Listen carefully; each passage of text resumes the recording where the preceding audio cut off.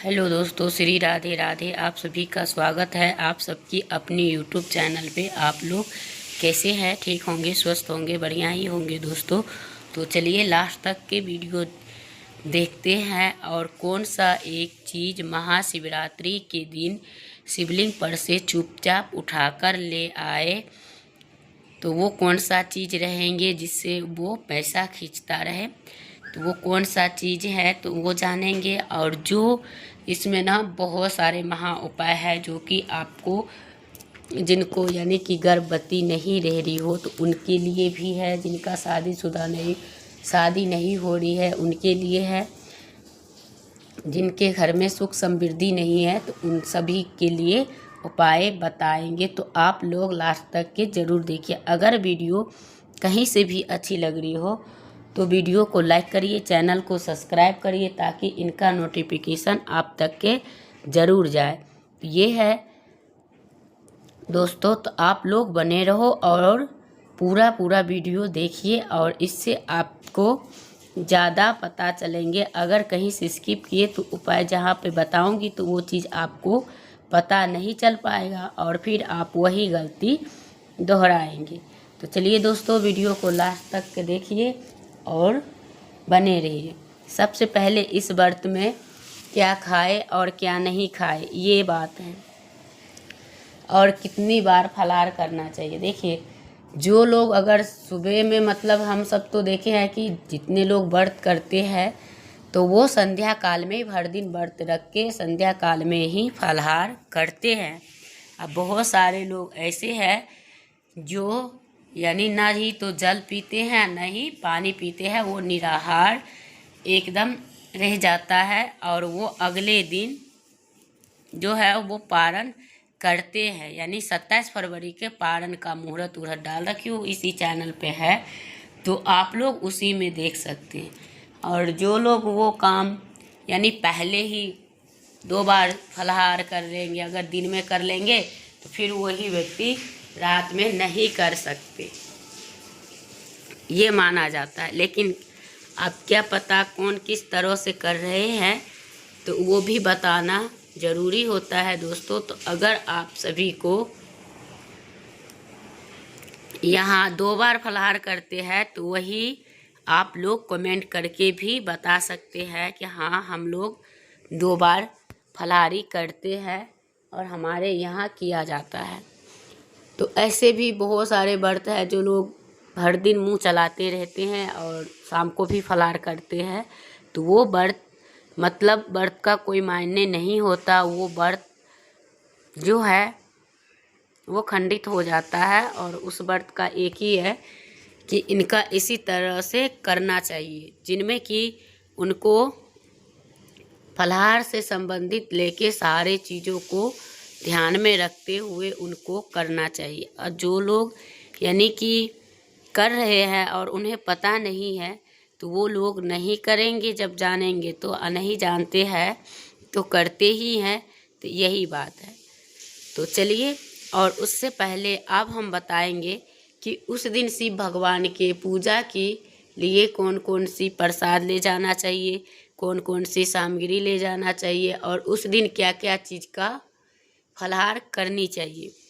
तो आप लोग वीडियो में बने रहिएगा, हम कब बताएंगे तो पता नहीं चलेगा। तो सबसे पहले पूजा के लिए, तो इसमें जो पूजा है शिव परिवार के लिए जो होता है उनका संपूर्ण जानकारी यही होता है कि शिव परिवार के विवाह का मतलब है आपको तो शिव भगवान के लिए अक्षत सबसे बड़ी ज़रूरी चीज़ है और उनको लेके जाना चाहिए।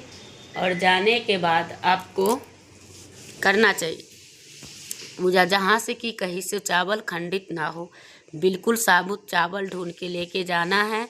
और उनके बाद आपको थाली में सजा लेना है और उनके बाद आपको उस दिन 3 पत्ते वाले वो बेलपत्री का पत्ता आपको 5 या 7 या 9 जितने 11 जितने हैं आप लेके जाए। उस दिन आप चाहे तो बेलपत्री का पत्ता का माला भी बना के ले जा सकते हैं, अगर आपके पास इतना सारा बेलपत्री हो तो वो।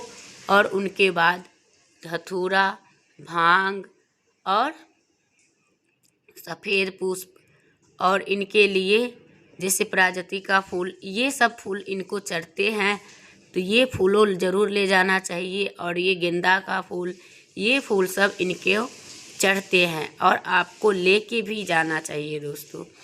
और चढ़ाने उनके ये सामग्री हो गया। और उनके बाद उनके पूजा में जो है सफ़ेद चंदन, पीला चंदन, गेरुआ चंदन, ये चंदन सब लगा सकते हैं, चढ़ते हैं। अगर आपके यहाँ और दिन नहीं चढ़ता है हल्दी, लेकिन महाशिवरात्रि के दिन चढ़ते हैं, उस दिन शिव भगवान का विवाह हुआ था, तो विवाह होता है तो सभी को हल्दी लगता है, तो लगते ही है।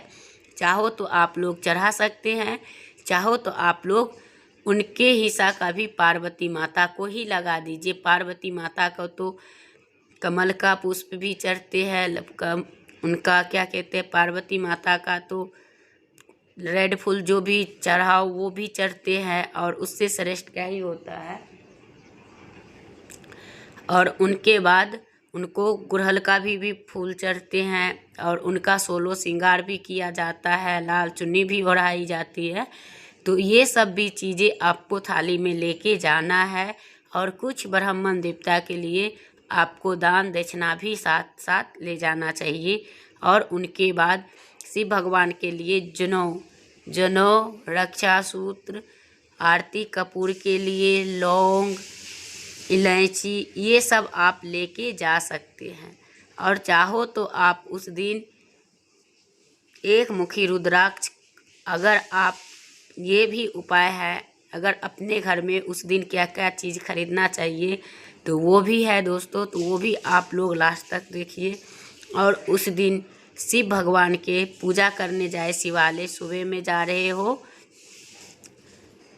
तो सुबह में जाइए। बहुत सारे लोग सुबह में भी पूजा करते हैं और सिंपल कर लेते हैं संध्या काल में, यानी पूरा 16 श्रृंगार वाले जितने थाली मैंने बताई हो उस हिसाब से जाते हैं।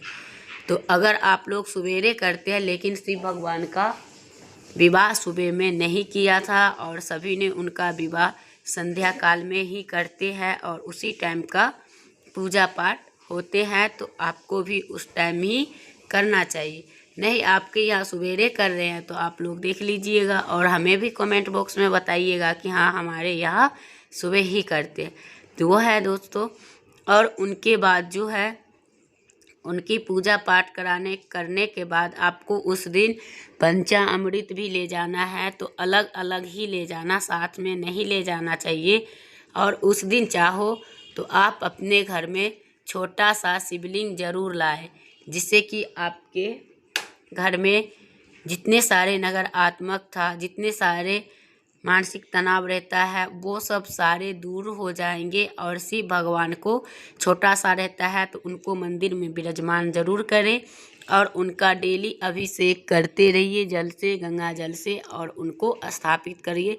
फूल पत्र, समी का पत्र, ये सब चढ़ाते रहिए, जिससे कि आपको शिव भगवान का यानी कि आशीर्वाद मिले। और हाँ दोस्तों, ये भी है कि बहुत सारे लोग ले तो आते हैं और उनको पूजा नहीं करते हैं।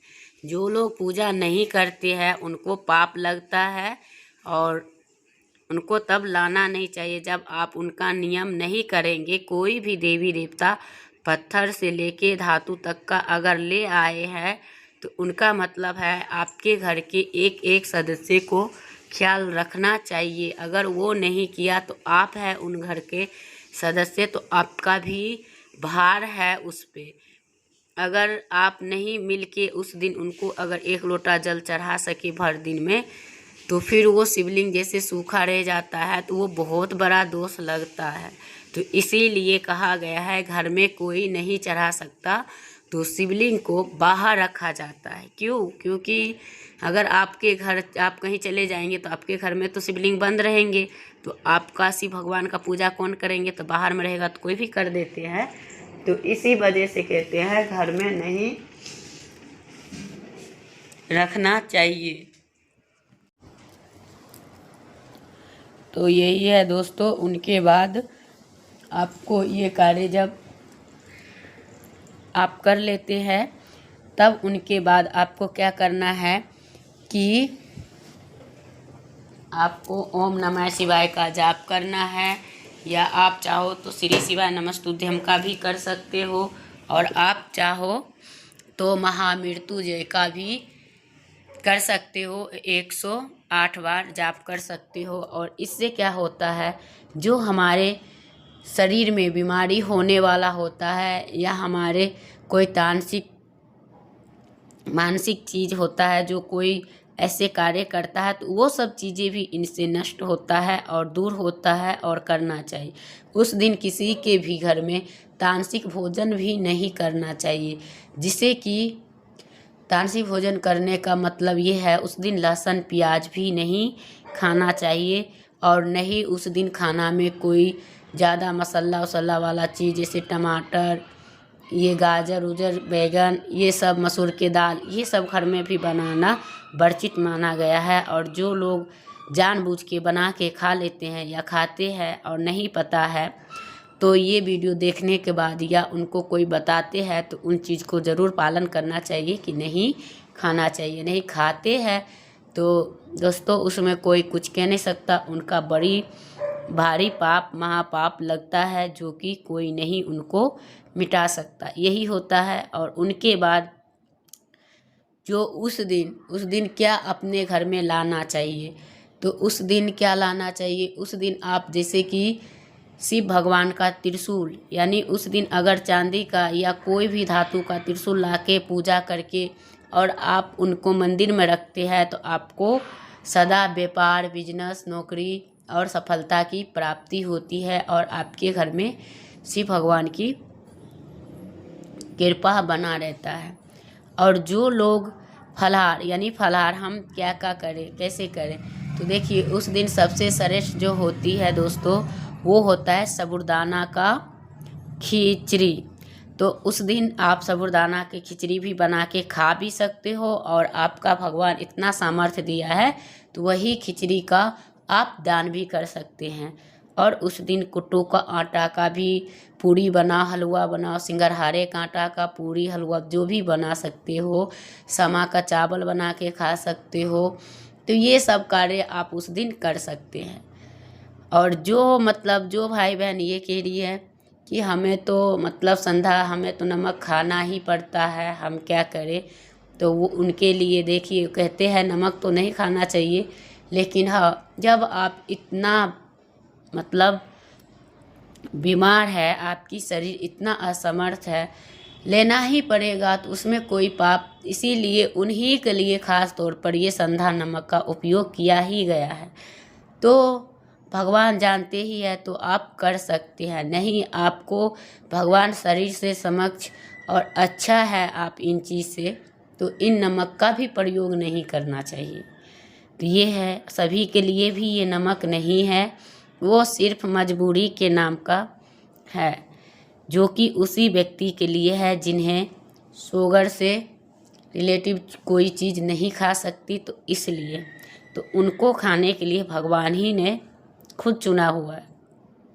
और चलिए दोस्तों, आपको तो मैं फलाहार का भी बता दी हूँ, और जैसे नारियल पानी ये सब आप पी सकते हैं, मौसमी ये इस सीजन का, और उस दिन बैर ये सब भी चढ़ते हैं, और शकरकंदी ये सब भी आप खा सकते हैं, कर सकते हैं। तो अनार सब, जिनको जितना फल का जितना पैसे है, तो वो तो उतना चीज़ लेते ही हैं दोस्तों। तो यही है, और करना भी चाहिए। और जिनके घर में कि हाँ संधा नमक शरीर बढ़िया है तब भी खा रहे हैं, तो अब वो व्यक्ति का धर्म जाने और वो जाने, लेकिन वो व्रत संपूर्ण नहीं होता उनको लिए। तो यही होता है दोस्तों। और उनके बाद आपको क्या करना चाहिए कि हाँ उस दिन आपको जो है शिवालय से कौन सा ऐसा गुप्त चीज़, एक चीज़ उठा कर ले आना चाहिए, तो वो चीज़ रहेगा आपके लिए बेलपत्री। उस दिन बेलपत्र का सबसे ज़्यादा महत्व है, उसी दिन नहीं सभी दिन।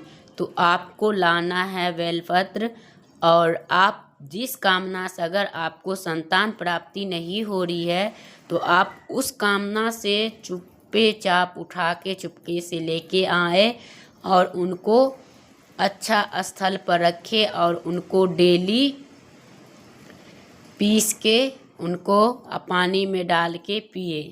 जिससे क्या होता है दोस्तों कि अगर पीस के उनको डेली पीते हैं तो उससे आपको संतान प्राप्ति होते हैं।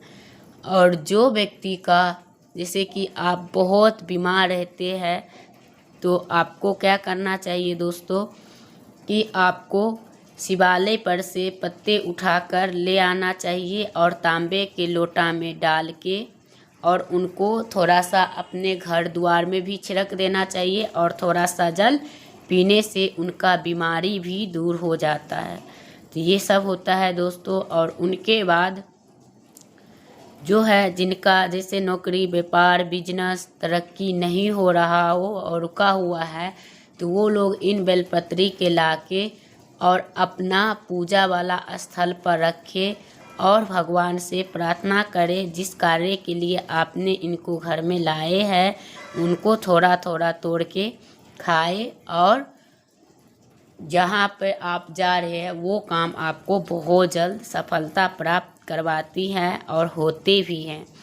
और जिनको यानी घर में किसी से प्रेम भाव नहीं है तो उसको भी ये चीज़ डेली खिलाने से खाने से प्रेम बढ़ता है और एक दूसरे को समझ सकता है। यही है दोस्तों, तो आपको करना चाहिए। और आप लोग उस दिन महाशिवरात्रि के दिन शिवालय अवश्य में जाए। कभी भी शिवालय जाए तो जैसे कितने लोग शिव भगवान के मंदिर में परिक्रमा लगाने लग जाते हैं तो शिव भगवान के मंदिर में परिक्रमा नहीं लगाए जाते हैं। क्यों नहीं लगाए जाते हैं? क्योंकि उनका जो जलधारा होता है उनको जो है यानी नांगना उनको पैर उठा के उस पार इस पार नहीं किया जाता है। तो इसलिए उनका जो परिक्रमा होता है वो आधा अधूरे ही रहते हैं। तो उनका मतलब परिक्रमा होते ही नहीं है। आपको जो कुछ करना है बैठ के आप माला जाप कर सकते हैं, जो ही चीज़ आए आप वो चीज़ कर सकते हैं, लेकिन आप परिक्रमा नहीं लगा सकते हैं। तो आपने जान गए। और उनके बाद जब परिक्रमा अगर कोई व्यक्ति नहीं जान रहा हो तो उसके मतलब क्या होता है तो देखिए शिव भगवान के ऊपर डेली कच्चा दूध चढ़ते ही है, दूध जल। और उनका जो पैर उठा के जो कोई व्यक्ति नांग देता है तो उनको बहुत बड़ा पाप लगता है और उनको उन पापों से गुजरना पड़ सकता है। तो इसलिए कहते हैं शिव भगवान को जो शिवलिंग वो होता है लिंग होता है उनको लांघना नहीं चाहिए। अगर जो लोग कर रहे हैं तो वो बहुत महा के पाप की भागीदारी बन रहे हैं। तो दोस्तों वीडियो करूँगी यहीं पे एंड, फिर मिलूँगी एक नया वीडियो के साथ। तब तक के लिए श्री राधे राधे।